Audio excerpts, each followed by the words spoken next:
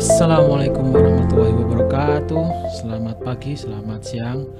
Bagaimana kabarnya kawan-kawan? Tentu luar biasa ya. Salam kompeten, tangguh, dan berkarakter. Oke, kita kembali lagi membahas tentang bagaimana kalau kemarin kita berbicara tentang bagaimana berbicara dengan orang atau merekrut donor, persiapan untuk persiapan untuk membuat program rekrutmen donor dengan mempelajari target market kita atau target audiens kita berdasarkan bagaimana mereka melihat dunia dan membuat keputusan. Ada extrovert, introvert, kemudian ada apa lagi kemarin, ada sensing, ada intuitif, dan sebagainya. Nah, kalau kemarin itu kita berbicara tentang bagaimana mereka berpikir untuk membuat keputusannya sehingga mereka mau donor dengan ajakan kita, yang mana akan membuat kita lebih mudah merumuskan program-program kita untuk memotivasi donor. Sekarang kita akan berbicara tentang satu lagi yang membuat bagaimana hal ini atau ilmu ini atau materi ini bisa mempermudah kita untuk menyampaikan motivasi kita atau berbicara atau komunikasi kita biar lebih nyambung dengan mereka, dengan para calon donor kita atau calon, kalau bagi seorang rekrutmen donor ya bagaimana mempermudah kita untuk memotivasi berbicara dengan calon pendonor darah, atau untuk marketer ya bagaimana mempermudah kita untuk mengajak mereka untuk membeli barang-barang kita atau jasa kita. Nah, kita akan berbicara mengenai ini melanjutkan materi yang kemarin, berbicara tentang gaya komunikasi.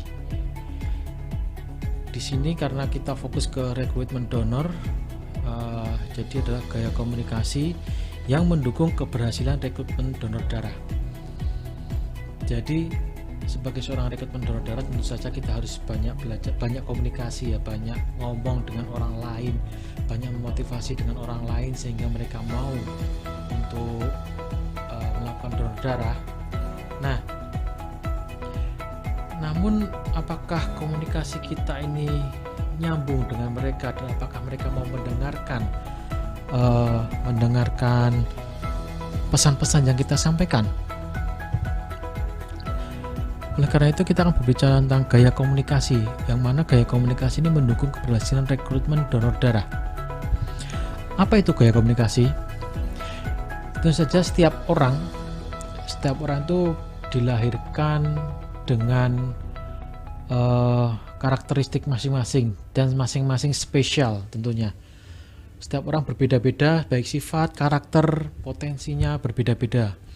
Bahkan yang kembar identik pun pasti memiliki perbedaan, baik dari segi komunikasinya ataupun dari sisi sifatnya mungkin. Karena pengalaman saya mempunyai beberapa teman kembar. Saya punya teman kembar itu ada 3 pasang, dan itu masing-masing orang itu berbeda-beda. Ada yang dia itu humoris, ada yang dia itu serius, sehingga ketika kita melihat sebentar gitu kita tidak bisa membedakan mereka, tapi ketika mereka ngomong itu kita bisa nebak, oh ini si A, ini si B, karena sifat mereka yang berbeda. Ada yang pendiam, ada yang dia suka ngomong, atau ada yang serius, ada yang humoris. Nah, gaya komunikasi adalah salah satu bentuk perbedaan antar individu. Saya dengan teman saya, cara ngomongnya pasti berbeda. Bukan hanya cara ngomong saya, tapi bagaimana saya menangkap informasi pasti juga berbeda karena mempunyai gaya yang berbeda-beda. Nah, kenapa penting mengetahui gaya komunikasi? Karena kalau kita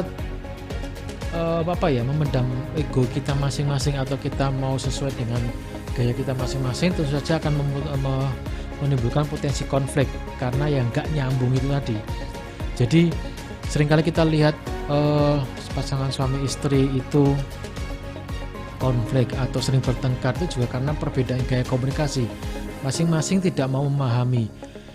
Kalau yang baru pacaran itu, kalau mereka sering konflik, mungkin mereka perlu juga belajar bagaimana gaya komunikasi pasangannya masing-masing, sehingga kita bisa menyamakan frekuensi. Karena gaya komunikasi itu adalah salah satu potensi konflik dalam setiap hubungan. Kalau salah cara pendekatannya nih, maka bisa menimbulkan konflik. Jadi seringkali konflik-konflik yang besar, konflik-konflik itu muncul karena salah komunikasi atau kita sering dengar miskomunikasi. Itu sering terjadi. Jadi misalnya saja nih, orang visual, ada orang visual tuh suka belak-belakan, bicaranya dengan nada lantang, apa adanya, sehingga membuat orang-orang yang ketika dia berbicara dengan orang-orang kinestetik atau bisa merasa tersinggung karena orang visual merasa bahwa dia ngomongnya biasa aja, ternyata menurut orang-orang kinestetik ini suaranya terlalu tinggi sehingga melukai perasaannya dia. Ini karena apa? Karena perbedaan gaya bicara, gaya komunikasinya berbeda antara orang visual dan orang kinestetik berbeda. Tapi mereka tidak mau memahami siapa lawan bicara kita. Nah, seringkali itu terjadi di masyarakat. Begitu juga di dunia rekrutmen donor. Bagaimana ketika di rekrutmen donor itu kan tentu saja tidak hanya memotivasi saja, tapi juga memanage bagaimana orang terus donor ya. Seringkali ketika mereka itu donor, kemudian tidak mendapatkan pelayanan yang baik, kemudian dia komplain. Nah, kita kan juga harus mengkomunikasikan dengan mereka, kenapa mereka komplainnya seperti apa. Nah, kalau gaya komunikasi kita berbeda dengan dia dan kita tidak mau memahami dia, bisa kemungkinan besar terjadi konflik. Karena orang yang emosi cenderung dia tidak mau merendahkan egonya, dia pengen ya dia didengarkan. Nah, kita sebagai petugas rekrutmen juga harus memahami lawan bicara kita siapa, sehingga kita bisa menyesuaikan gaya komunikasi kita dengan dia, sehingga dia bisa menerima informasi yang kita pakai, informasi yang kita sampaikan. Yang kedua, selain menyebabkan konflik, juga mempersulit kesepakatan, karena jika kita memaksakan diri dengan gaya komunikasi kita sendiri, maka ya terjadi apa? Nggak nyambung. Kayak channel TV itu atau siaran radio itu, atau siaran YouTube, atau teman-teman lihat YouTube, ketika teman-teman milenial melihat acara TV atau acara YouTube Cost Plus misalkan, lagu-lagu Cost Plus, mereka tidak bisa menikmati, nggak nyambung ini. Beda lagi kalau anak-anak milenial sekarang melihat siarannya BTS, mereka pasti akan menikmati. Dan informasi yang disampaikan oleh BTS lebih nyambung ke mereka bisa menerima daripada mereka melihat Cost Plus atau slang yang tampil. Karena memang gaya komunikasinya sudah berbeda. Nah, jadi apa itu gaya komunikasi? Kalau gaya komunikasi itu bisa kita analogikan seperti gelombang radio lah. Setiap orang, setiap channel itu mempunyai frekuensinya masing-masing. Saya punya frekuensi sendiri, Anda pun punya frekuensi sendiri. Pacar kita punya frekuensi sendiri, ibu kita, ayah kita, suami kita, istri kita juga punya frekuensi tersendiri. Nah, ada mungkin yang frekuensinya sama sehingga mereka sangat klop, bisa ngobrol sana sini menyenangkan didengarnya. Bisa jadi mereka juga mempunyai frekuensi sendiri-sendiri. Jadi antara pacar kita dan kita mempunyai frekuensi sendiri-sendiri sehingga tidak nyambung. Sehingga apabila terjadi, kalau kita mempunyai frekuensi sendiri-sendiri, siaran kita atau bicara kita atau komunikasi kita ya hanya melintas saja. Kita hanya mendengar frekuensi kita sendiri, tidak ada yang mendengar kita. Jadi kita sebagai seorang rekrutmen donor itu, petugas rekrutmen donor juga harus memahami ini, dan kita tidak bisa meletakkan ego kita di atas kepentingan kita. Kalau saya orang visual, saya tidak serta-merta harus bicara dengan cara visual, karena mungkin calon pendonor saya adalah orang-orang kinestetik. Jadi saya harus menyesuaikan gaya bicaranya. Nah, di dunia ini ada jutaan orang dan ada jutaan frekuensi. Bayangin kalau teman-teman dengar itu di website internet itu ada namanya apa ya, lupa ya, dia itu menampilkan pemancar radio di masing-masing frekuensi, jumlahnya sangat banyak, itu hanya radio, sedangkan kita ada jutaan orang, jutaan manusia yang mana semuanya mempunyai frekuensi sendiri-sendiri. Nah, kalau kita tidak ketemu nih sama orang yang sefrekuensi, maka biasanya garing lah. Kalau kita ngomong biasanya ngobrol gitu, garing banget lah, ngapain sih ini kok ngomongnya garing banget, nggak connect aku. Itu karena frekuensinya berbeda, dan karena kita mungkin tidak mau memahami gaya bicara mereka. Nah, untuk mempermudah klasifikasi, karena ada jutaan atau ada banyak sekali frekuensi, maka dibagi menjadi secara umum ada 4 frekuensi umum atau 4 gaya komunikasi, yaitu yang pertama visual, kemudian auditory, kinestetik, dan auditory digital. Jadi ada 4 ya, visual, auditory, kinestetik, dan auditory digital. Nah, kita akan bicarakan satu-satu, dan dengan kita memahami membagi menjadi 4 bagian ini, visual, auditory, kinestetik, dan auditory visual ini, paling tidak kita bisa mendekatkan frekuensi kita ke mereka sehingga informasi yang kita sampaikan itu bisa mereka terima. Nah, yang pertama adalah visual. Visual ini ciri-ciri secara umum adalah mereka berbicara dengan nada cenderung cepat, cenderung melakukan eye contact. Jadi ketika diajak ngomong, dia melihat. Jadi kalau kita ngajak ngomong mereka melihat kita, melihat mata kita, bisa dipastikan ini anak-anak visual nih, dia harus melihat kita. Kemudian berpenampilan rapi, baik, dan lebih peka terhadap penampilan atau warna matching atau tidak matching.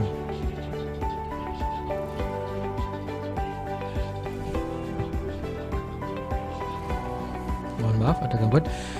Kita kembali lagi. Jadi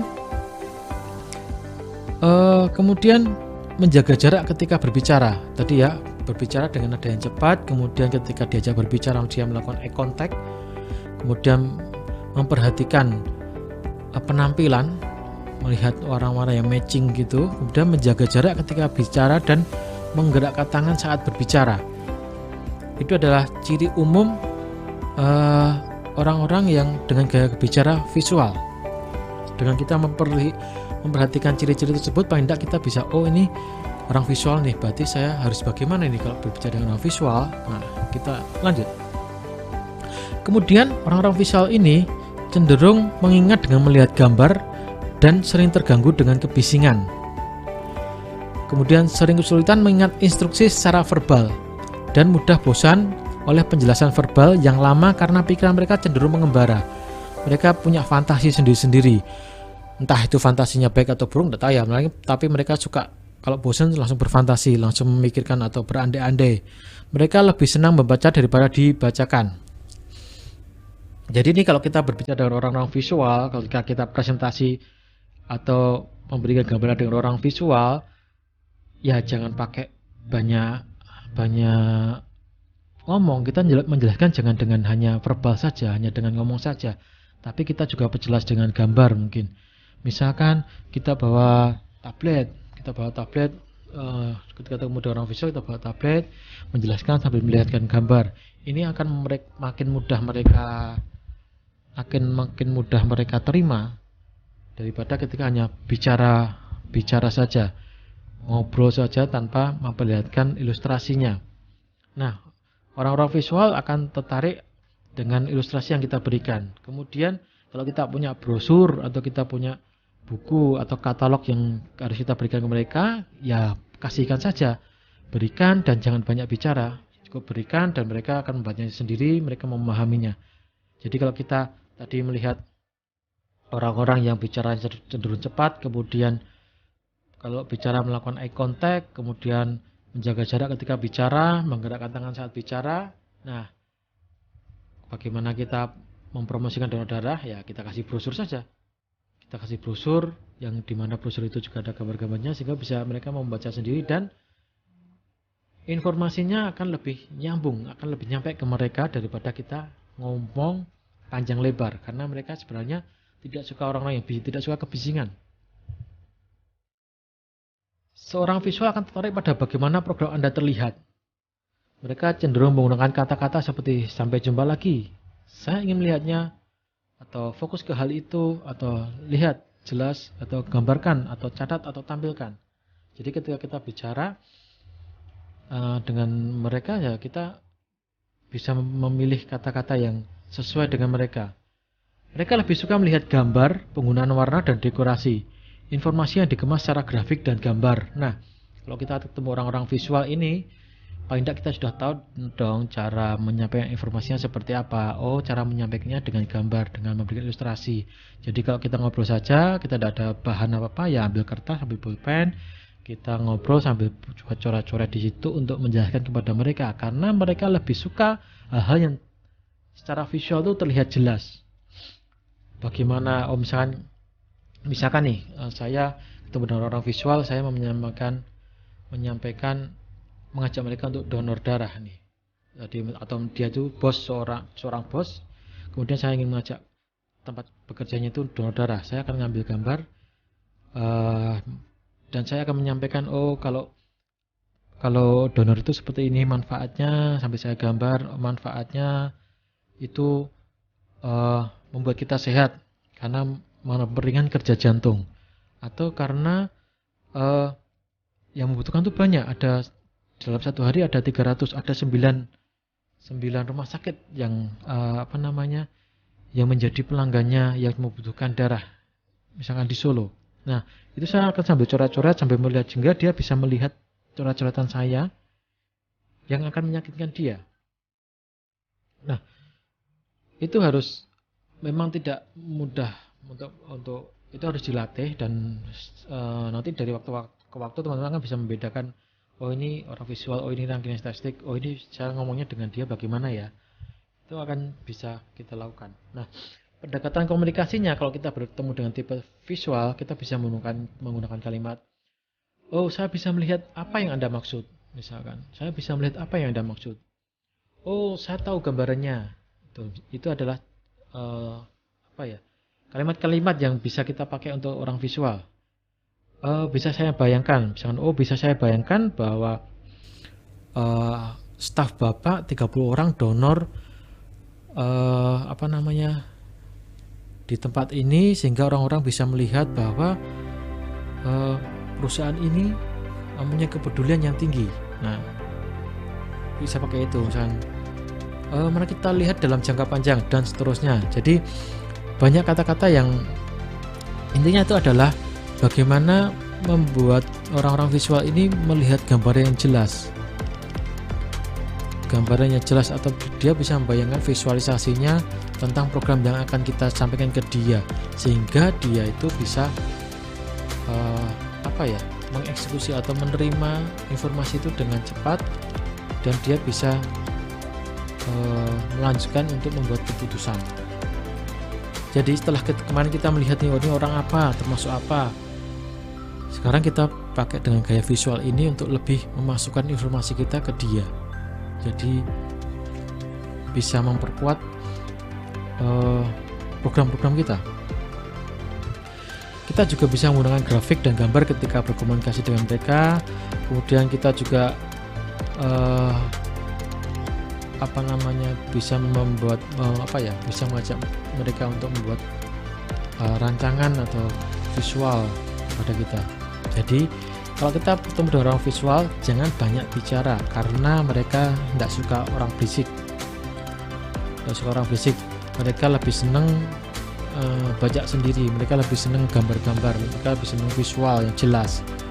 Jadi kalau dengan orang visual, ya kita pakai video, mungkin video profile, video bagaimana langkah donor darah, itu mungkin lebih tepat untuk orang visual daripada kita ngomong dari A sampai Y menjelaskan tentang bagaimana donor darah itu berlangsung, mulai dari seleksi awal sampai dengan penyadapan, sampai dengan darah itu disajikan. Mungkin kalau orang-orang visual akan lebih enak kalau kita menggunakan video daripada kita menjelaskan secara verbal. Ciri yang kedua adalah auditory. Auditory itu adalah ketika ciri-cirinya adalah kepala diarahkan kepada teman bicara. Jadi ketika misalkan di samping saya ada orang nih, dia lagi ngomong bla bla bla bla, kepalanya diarahkan gitu. Suara nada yang baik dan tempo yang berirama, dia menyenangi, suka dengan suara yang baik atau nada yang tempo berirama. Jadi ngobrolnya tidak datar aja. Pengejaan kata jelas, berusaha agar terdengar dengan benar. Jadi jelas, kalau tadi berbalikan dengan yang visual ya, anak visual dia ngomongnya lebih cenderung cepat, sedangkan ini dengan nada yang baik dan tempo yang berirama. Jadi kalau misalkan tadi orang-orang visual akan berbicara dengan na, kalau orang auditori akan berbicara tentang na, mungkin seperti itu. Jadi berirama, bernada gitu ya. Nah, kemudian ciri yang lain adalah berdiri dekat dengan orang lain agar mendengar dengan lebih baik. Dia akan lebih mendekat dengan orang lain. Kalau orang visual tadi dia menjaga jarak, kalau orang auditori dia akan lebih mendekat. Misalkan ini ada orang ngomong, hah gimana? Didekati. Bukan kalau orang visual jauh. Oh ya, karena orang visual dia butuh melihat sosoknya ini, tapi kalau orang auditori dia butuh mendengar suaranya, dia lebih pengen mendekat. Kemudian kontak mata membuang untuk menghindari gangguan. Jadi dia cenderung tidak eye contact dengan yang mengajak ngomong, yang ngajak bicara, yang mengajak komunikasi. Berbeda dengan orang visual tadi, dia kalau diajak bicara, diajak komunikasi, dia akan lihat mata. Eye contactnya tuh dia akan lakukan eye contact. Sedangkan orang auditory dia akan lebih banyak menghindari eye contact. Kemudian dia lebih suka mendengar suara, cerita dan lain-lain, dan suka berpikir logis. Orang tipe auditori sering menggerakkan mata mereka ke samping. Sering tidak 100% gitu ya, tapi kebanyakan mereka akan menggunakan mata mereka ke samping. Karena dia tidak mau eye contact, jadi ketika diajak ngomong dia tidak melakukan eye contact. Kemudian mereka bisa mengulang kembali banyak hal kepada Anda dengan mudah. Mereka bisa mengulang kembali banyak hal kepada kita dengan mudah, dan mereka belajar dengan cara mendengarkan. Biasanya suka musik dan bicara di telepon. Mereka mengingat melalui langkah-langkah, prosedur dan urutan. Nah, jadi dengan tipe orang-orang auditori ini ketika kita berbicara, dia mudah nangkepnya. Berbeda dengan orang visual yang tidak senang bising, tapi ini orang dia senang dengar bicara. Dengan catatan bicara juga yang bagus ya, maksudnya tidak dengan cara yang cepat, tapi dengan cara yang bernada. Jadi ketika kita melihat orang tipe auditori ini ya, kita bagaimana berbicaranya dengan mengikuti mereka. Kalau saya cenderung berbicara cepat nih. Kemudian kalau saya bertemu dengan orang auditori, saya akan memperlambat nada saya, memperlambat tempo bicara saya, dan akan memainkan nadanya. Jadi begini, misalnya saya bertemu orang auditori. Baik Bapak, saya akan menjelaskan bagaimana tentang manfaat donor darah. Donor darah itu yang pertama sangat bermanfaat untuk orang lain, orang yang membutuhkan. Karena mereka membutuhkan darah, dan orang yang membutuhkan darah pasti sakitnya parah. Kemudian yang kedua adalah bermanfaat untuk kesehatan kita. Karena kita ketika mau donor akan diperiksa kesehatan kita, baik tensi, HB, kemudian kita juga diperiksa 4 macam infeksi menular lewat transfusi darah, sehingga kita bisa memastikan bahwa kita itu sehat. Nah, itu adalah contoh ketika saya berbicara dengan orang-orang auditori ini, karena mereka tipikal orang yang mendengar ada iramanya lah. Kemudian biasanya mereka bisa mengingat langkah-langkah prosedur. Jadi kalau kita menjelaskan dengan runut, itu mereka bisa mengingatnya. Ini menguntungkan kita juga sih. Kita juga kalau kita tidak bawa media untuk promosi, media untuk memotivasi, kita cukup bicara saja, mereka sudah mengerti apa yang kita mau. Seorang auditori senang kalau diberitahu tentang cara mereka melakukan dan meresponnya dengan tone suara atau kalimat tertentu. Kemudian mereka cenderung menggunakan kata-kata dengar, berbicara, berkata, berbicara, mendengar, dan terdengar seperti misalkan senang berbicara dengan Anda. Dan tentu saja mereka ketika kita awali dengan seperti itu, mereka akan lebih intens, mesti lebih menarik perhatian mereka. Jadi kita tutup jangan di endingnya setelah selesai menyampaikan problem kita, oh senang berbicara dengan Anda Bapak. Itu akan membuat kesan kepada mereka. Orang auditory ketika berbicara enak didengar karena menggunakan intonasi yang variatif. Jadi orang-orang auditor itu orang-orang yang bisa dibilang dia senang dengan suara-suara, dia senang musik, dia bisa mengingat omongan orang. Saya punya kenalan nih, mungkin teman juga kalau ada yang tahu ya dengan Pak Barli ini, saya ketika berbicara dengan menyampaikan materi beberapa tahun yang lalu dan dia kebetulan mendengarnya, saat ini dia bisa mengulang materi itu sama persis kata-katanya dengan apa yang saya sampaikan. Hanya dengan dia mendengar saja, dia bisa mengulang seperti apa yang saya sampaikan. Jadi padahal dia tidak melihat secara langsung ketika saya menyampaikan materi, tapi ketika dia hanya duduk mendengar saya menyampaikan materi dan dia masih ingat sampai sekarang. Sangat luar biasa. Dan dia sedang berbicara juga, kemudian dia juga suka nyanyi juga, dan bicaranya dia bisa menirukan beberapa nada. Jadi auditori sekali. Nah, kalau kita bertemu dengan tipe-tipe auditori ini, kita bisa menggunakan kalimat misalkan saya dengar apa yang kamu katakan. Jadi kalau dia lagi berbicara, kita bisa menebak, oh saya dengar apa yang Anda sampaikan. Kemudian kedengarannya dia yang bagus, coba dengarkan. Jadi kata-katanya atau kalimat-kalimat yang bisa kita gunakan adalah kalimat-kalimat yang berhubungan dengan pendengaran atau suara. Jadi misalnya kedengarannya nggak asing deh, atau oh gelombangnya beda, oh bagus tuh, kedengarannya ide yang bagus. Nah, itu kata-kata yang bisa kita pakai, pendekatan-pendekatan komunikasi yang bisa kita pakai untuk tipe-tipe auditori.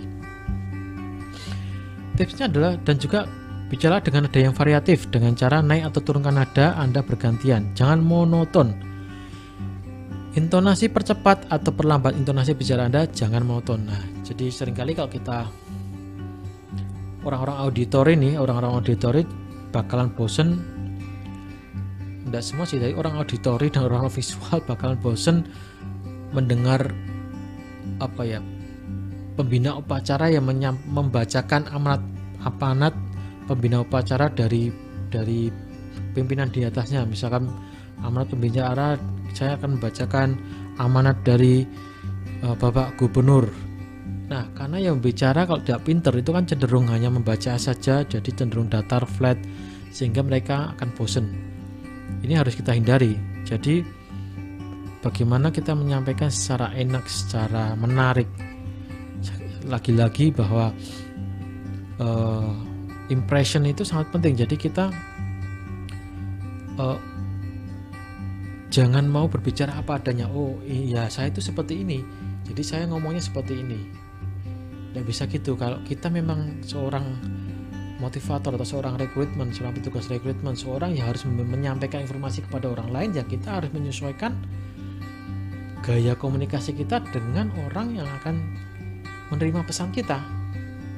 Tidak bisa kita tidak bisa semena-mena kita, ya saya itu orang Jawa Timur nih, ya gaya saya ngomong saya itu seperti ini.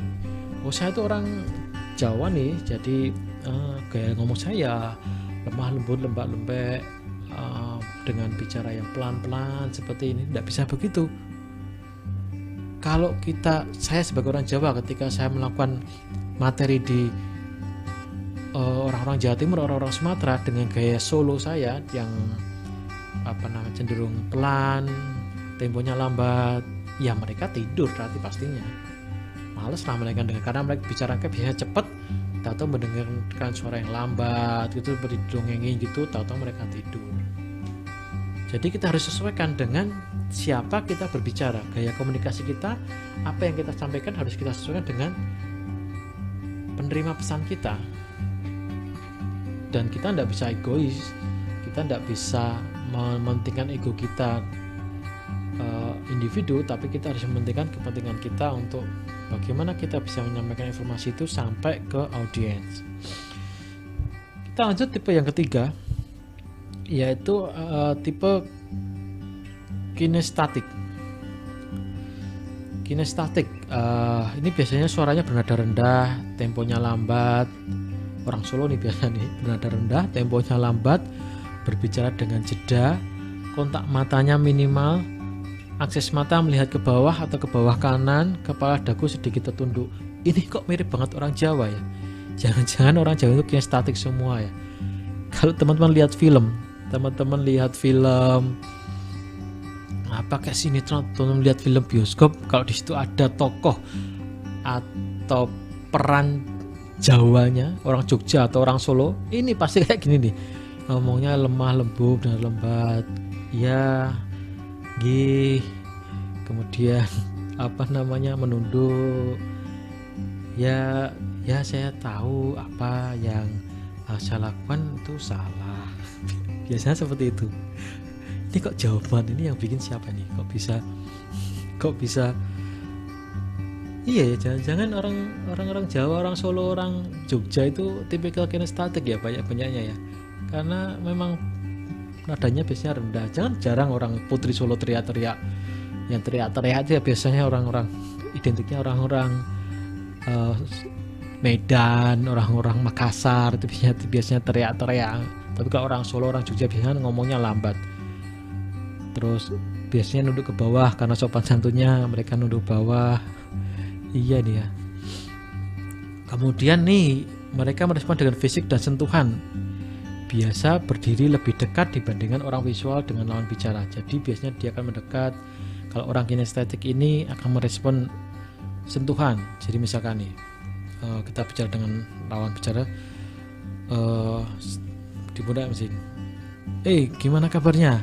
Itu akan memberikan kesan kepada orang kinestetik itu lebih mendalam daripada dengan orang visual, karena orang visual cenderung agak menjaga jarak, tapi kalau orang kinestetik itu lebih peka terhadap physical touch ya, dia ajak tepuk bahunya, gimana kabarnya, diajak salaman. Physical touch itu ya ada kontak fisiknya, bukan berarti grepe-grepe gitu ya. Jadi physical touch itu ada kontak fisiknya, ada tepuk bahu misalkan, gimana kabarnya, ajak salaman. Kemudian mereka adalah orang-orang yang sering berorientasi fisik, aktif, bergerak, kadang tidak bisa diam. Mereka banyak bergerak, mengingat dan melakukan atau melewati sesuatu. Jadi mereka biasa gesturnya itu cenderung tidak bisa diam, atau misalkan tangannya diputar atau tangannya dimainin atau apa, mereka cenderung tidak bisa diam. Mereka biasanya menggunakan kata-kata atau perasaan, bersentuhan, berpegangan, dan mereka mengingat dengan melakukan atau melewati sesuatu. Seseorang kinestetik akan tertarik pada program Anda jika rasanya oke, atau jika Anda bisa memberikan mereka sesuatu yang bisa mereka pegang. Jadi orang kinestetik ini tipikal orang yang learning by doing, atau mereka belajar dari pengalaman. Mereka merasakan, baru mereka memahami. Kalau ketemu dengan orang tipe kinestetik ini ya, kita bisa pakai program open house. Misalnya kita ajak mereka untuk melihat donor darah secara langsung.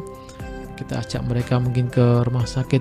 Ini loh yang membutuhkan itu seperti ini, sehingga mereka bisa merasakan secara langsung aura atau vibe-nya donor darah itu seperti apa sih.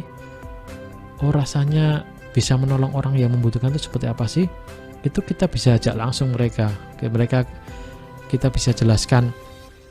Kalau orang auditori, kita bisa jelaskan proses donor darah itu mulai dari penyadapan, kemudian dilanjutkan dengan pemeriksaan IMLTD, yaitu infeksi menular lewat transfusi darah, di mana diperiksa 4 macam penyakit, dan kemudian sebelum diberikan pasien akan diberikan pemeriksaan cross matching, yaitu pencocokan antara darah pasien dengan darah pendonor.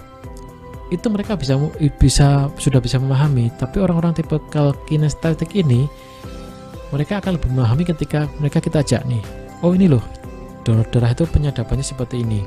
Bisa dilihat jarumnya, dia bisa melihat orang donor jarumnya ditusuk, kita tangannya ditusuk jarum, kemudian darah mengalir ke kantong, kemudian kita ajak lagi, oh prosesnya itu seperti ini loh, oh ini pemeriksaan 4 macam penyakit lewat transfusi darah ini seperti ini, alatnya seperti ini, oh kemudian dicocokkan dengan darah pasien itu seperti ini loh, dia dicocokkan, kemudian oh darahnya diberikan ke keluarga pasien itu seperti ini, biarkan mereka melihat secara langsung sehingga mereka baru bisa memahami.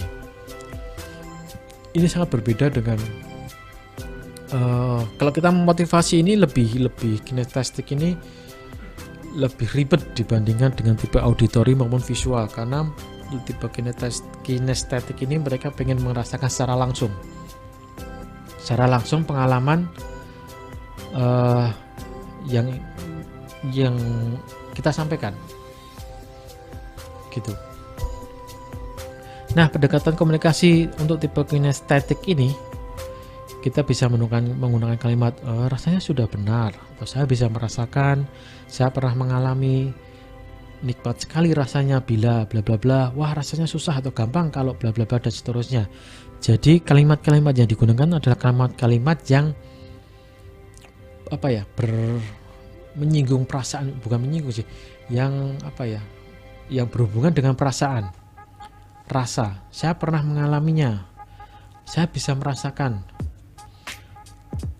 nikmat sekali rasanya bila kita bisa menolong orang, nah misalnya seperti itu. Atau saya pernah mengalami kecelakaan, atau saya pernah mengalami kejadian di mana saya melihat kecelakaan dan orangnya sakit parah, kemudian mereka membutuhkan darah, dan itulah kenapa saya melakukan donor darah sampai saat ini. Ya, itu mungkin bisa kita pakai. Mereka akan lebih ngeh atau lebih interest dengan kalimat-kalimat yang berhubungan dengan feel atau perasaan. Dan ketika bicara usahakan berdiri atau duduk lebih dekat, gunakan nada yang lembut dan intonasi yang pelan. Berbeda lagi yang tadi, kalau orang visual itu ngomongnya cepat, lebih banyak gambarnya, lebih banyak menggunakan grafik, lebih banyak menggunakan visualisasi, sehingga mereka bisa melihat dan mereka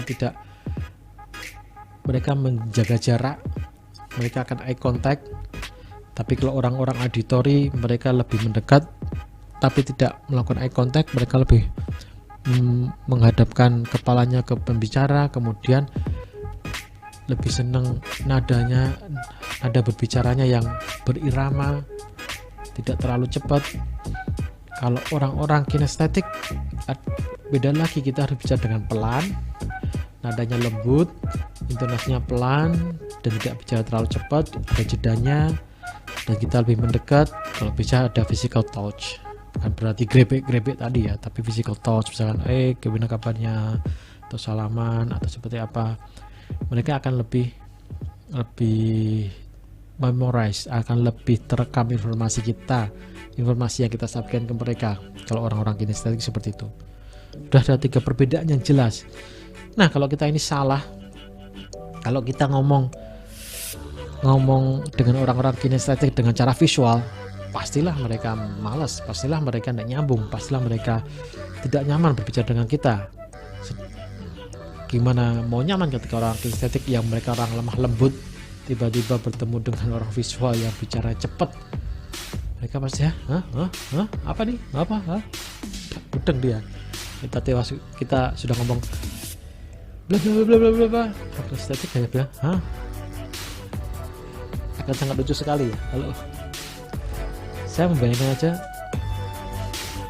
pasti lucu ya kalau orang visual ketemu dengan orang kinestetik, kemudian mereka masing-masing ngotot menggunakan gaya komunikasi mereka masing-masing, pasti lucu tuh.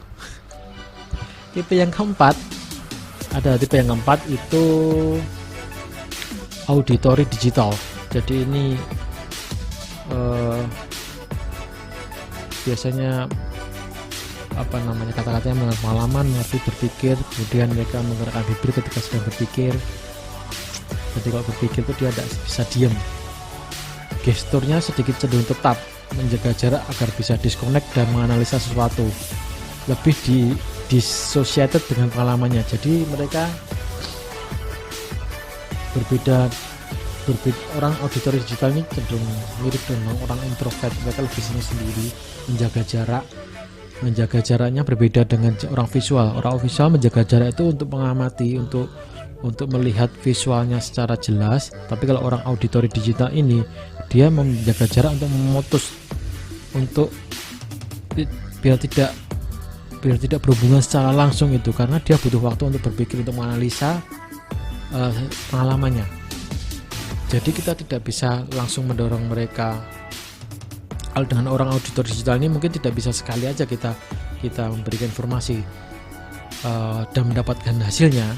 Tapi mungkin ketika kita memberikan informasi, mereka akan butuh waktu dulu untuk berpikir, menganalisa, kemudian mereka baru memberikan hasilnya. Berbeda dengan orang yang visual, kinestetik, dan auditori, di mana mereka mungkin bisa memberikan efeknya, bisa terasa secara langsung. Tapi dengan auditori digital ini mereka butuh waktu untuk menyendiri dulu, butuh waktu untuk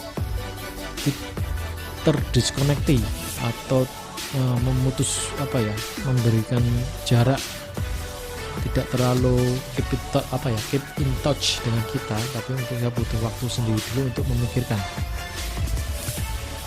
Dan mereka juga akan memastikan program kita atau ajakan kita atau informasi kita itu masuk akal, tidak kaleng-kaleng, tidak omong kosong.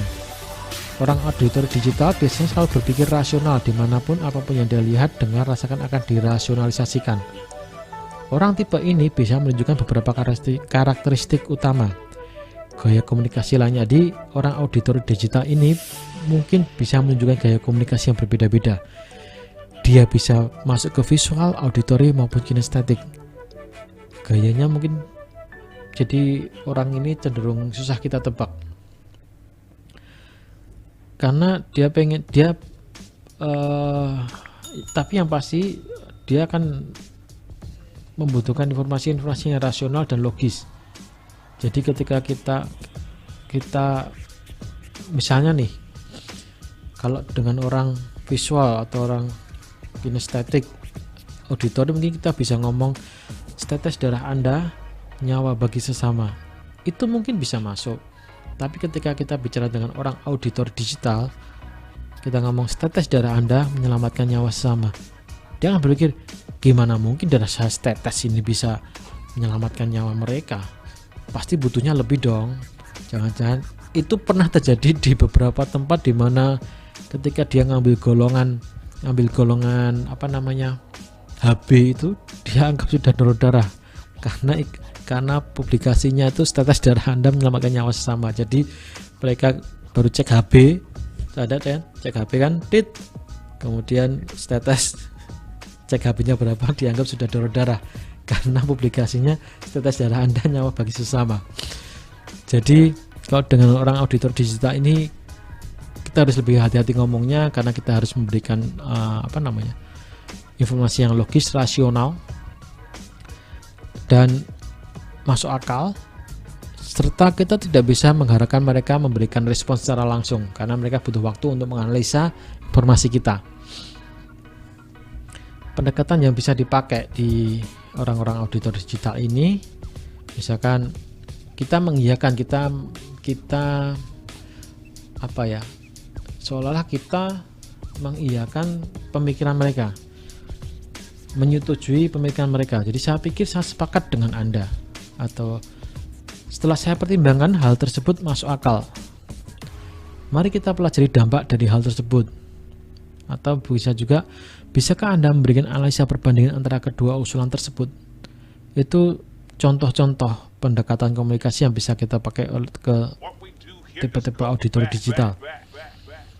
Misalkan, karena setelah mereka berpikir dengan informasi yang kita berikan, mereka akan memberikan respon, dan kita juga harus merespon balik atas respon yang mereka berikan.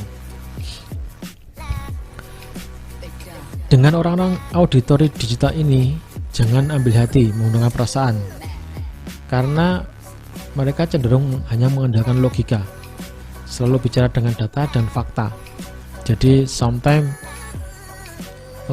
mereka tidak mudah percaya.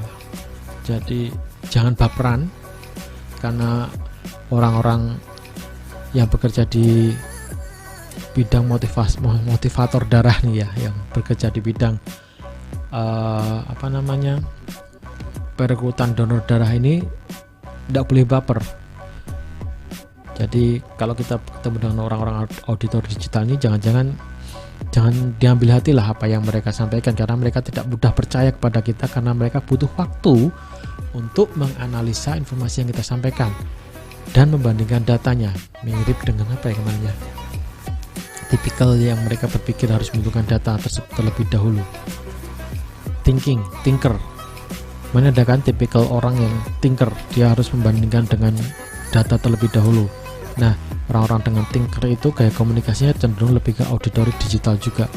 Jadi kita tidak boleh baper kalau informasi yang kita sampaikan tidak langsung mereka terima, karena mereka butuh waktu untuk mengolahnya, menganalisanya, dan menyesuaikan dengan logika yang mereka punya. Itu. Jadi itu tadi empat tipikal gaya komunikasi secara umum ya, di mana masing-masing tipe itu berbeda-beda dan ada yang berkebalikan, ada yang bertentangan, sehingga kalau kita tidak klop antara komunikasi gaya yang satu dengan gaya yang lain tidak klop, komunikasi kita juga akan tidak tersampaikan dengan baik. Tadi ada apa saja tadi? Visual, tipe visual, di mana cenderung dengan mereka suka menggunakan visual atau gambar, bicaranya adanya biasanya cepat, dia suka dengan eye contact, menjaga jarak karena untuk dia bisa mengamati lebih jelas. Kalau orang-orang, kemudian yang kedua ada orang auditori, di mana dia lebih mendekat dengan lawan bicaranya, kemudian dia lebih suka dengan orang-orang bicara dia cenderung menggunakan nada, tidak cepat tapi dia menggunakan nada dan irama kalau berbicara. Kemudian dia juga tidak melakukan eye contact karena dia lebih cenderung untuk mendengar. Kemudian kalau orang kinestetik lain lagi, orang kinestetik akan lebih mendekat, dia biasanya dia bicaranya halus, pelan, ada jedanya, mata menunduk, tidak melakukan eye contact juga. Kemudian dia lebih dekat dengan pembicara komunikatornya, dan mereka lebih suka physical touch, mereka lebih ada kontak fisik kalau orang kinestetik, sehingga mereka mendapatkan kesan yang berbeda kalau mereka mendapatkan kontak fisik, berbeda dengan orang visual. Mungkin orang visual tidak suka dengan kontak fisik atau physical touch, tapi kalau orang kinestetik suka dengan physical touch. Nah, yang terakhir adalah orang auditori digital, di mana orang ini bisa saja gaya komunikasinya mengadop ketiga-tiganya. Sometimes dia seperti orang visual, sometimes dia seperti orang kinestetik, sometimes dia seperti orang auditori. Tapi yang pasti dia tidak melakukan respon secara langsung. Biasanya dia akan menganalisa informasi terlebih dahulu, dan dia akan memberikan, dan cenderung dia berbicara sesuai dengan logika, tidak asal terima informasi tapi akan menyesuaikan dengan logika. Itu, jadi ada 4 macam ya. Dan kesimpulannya adalah dengan mengetahui gaya komunikasi, kita akan lebih bijak dalam menyikapi orang lain. Dan dengan mengetahui gaya komunikasi bisa memuluskan atau melancarkan program yang kita tawarkan. Dalam hal ini adalah kegiatan donor darah. Itu hal-hal atau pengetahuan yang bisa kita pakai untuk mendukung program donor darah kita. Setelah kemarin kita bisa mengetahui tipikal orang berdasarkan bagaimana mereka berpikir dan untuk mengambil keputusan, sekarang ini ada materi tentang gaya komunikasi, di mana itu bisa membantu kawan-kawan semua dalam membuat program-program rekrutmen donor. Itu mungkin yang bisa saya sampaikan di kali ini. Kita akan bertemu lagi di pertemuan berikutnya, dan kita akan berbicara tentang materi yang lebih menarik lainnya. Dan tetap berlatih, karena di rekrutmen donor ini adalah salah satu ilmu yang memang harus dilakukan praktek setiap hari. Jadi bukan hanya orang-orang yang aftapping, pengambilan darah plebotomi saja yang harus berlatih tiap hari, tapi orang-orang rekrutmen donor itu juga harus berlatih setiap hari tentang bagaimana menghadapi orang, bagaimana berkomunikasi yang baik, bagaimana menyampaikan informasi yang baik. Itu harus dilatih setiap hari. Oke, gitu akhir kata. Buah kedondong, buah durian. Assalamualaikum warahmatullahi wabarakatuh. Tetap semangat dan selalu belajar. Salam kompeten, tangguh, berkarakter.